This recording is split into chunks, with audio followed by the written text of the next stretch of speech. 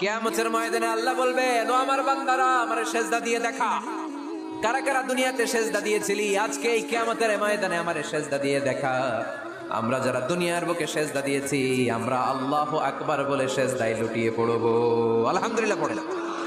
আর যারা দুনিয়ার বুকে সেজদা দেয় নাই, মসজিদে যায় নাই, সেজদাকারীদের সাথে আন্দোলন করে নাই, তারা সেদিন অনেক চেষ্টা করেও তাদের পিঠটারে বাঁকা করতে পারবে না। তাদের পিঠটারে সেই দিন লোহার মতো শক্ত করে দিবে কে? يوم يكشف عن ساق ويدعون إلى السجود فلا يستطيعون।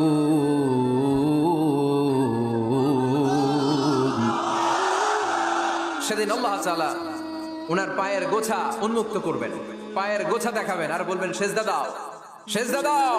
কারা দুনিয়াতে সেজদা দিয়েছো এখনই টের পাওয়া যাবে। আমরা আল্লাহু আকবার বলে সেজদায় লুটিয়ে পড়বো। কিন্তু যারা দুনিয়ায় সেজদা দেয় নাই, এরা অনেক চেষ্টা করো, পিঠটারে বাঁকাই করতে পারবে না, সেজদাতে দূরের কথা। এদের পিঠটারে লোহার রডের মতো শক্ত করে দিবে কে?